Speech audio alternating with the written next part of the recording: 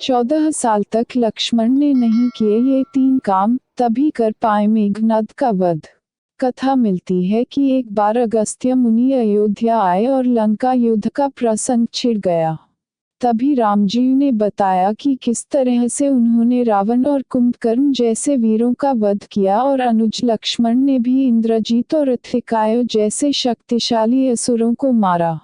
तभी अगस्त्य मुनि बोले कि इसमें कोई संशय नहीं है कि रावण और कुंभकर्ण प्रचंड वीर थे, लेकिन सबसे बड़ा वीर इंद्रजीत ही था।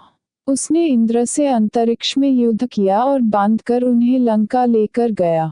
ब्रह्मा जी ने जब इंद्रजीत से दान के रूप में इंद्र को मांगा, तब वह मुक्त हुए। लक्ष्मण ने उसका वध किया और केवल वही उसका संहार भी कर सकते थे।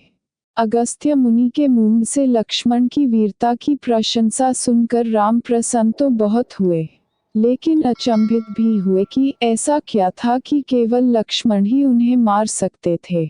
यह जिज्ञासा उन्होंने अगस्त्य मुनि के सामने जाहिर की।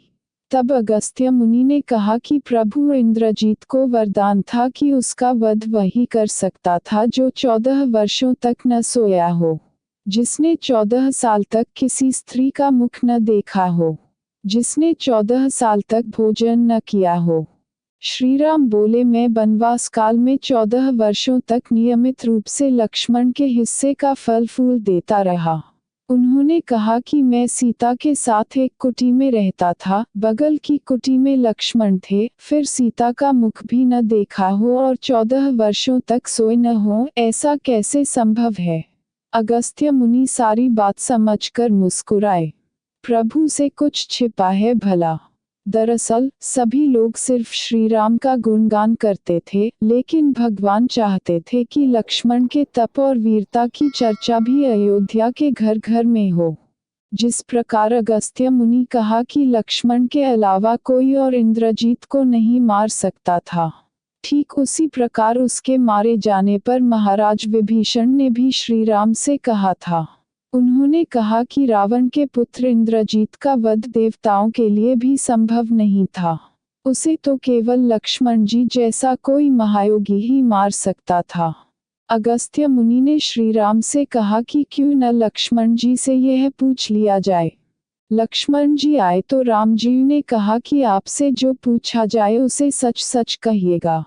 प्रभु ने पूछा, हम तीनों 14 वर्षों तक साथ रहे, फिर तुमने सीता का मुख कैसे नहीं देखा? फल दिए गए फिर भी अनाहारी कैसे रहे? और 14 साल तक सोए नहीं, यह कैसे हुआ? तब लक्ष्मण जी ने बताया, भैया जब हम भाभी को तलाशते ऋषिमुख पर्वत पर गए तो सुग्रीव ने हमें उनके आभूषण दिखाकर पहचानने को कहा था। आपको स्मरण होगा, मैं उनके पैरों के आभूषण के अलावा कोई अन्य आभूषण नहीं पहचान पाया था, क्योंकि मैंने कभी भी उनके चरणों के ऊपर देखा ही नहीं। 14 वर्ष नहीं सोने के बारे में लक्ष्मण ने कहा कि आप और माता एक कुटिया में सोते थे। मैं रात भर बाहर धनुष पर बाण चढ़ाए पहरेदारी में खड़ा रहता था।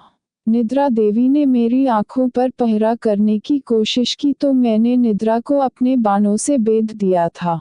निद्रा ने हार कर स्वीकार किया कि वह 14 साल तक मुझे स्पर्श नहीं करेगी, लेकिन जब श्री राम का अयोध्या में राज्याभिषेक होगा और मैं उनके पीछे सेवक की तरह छत्र लिए खड़ा रहूंगा, तब वह मुझे घेरेंगी।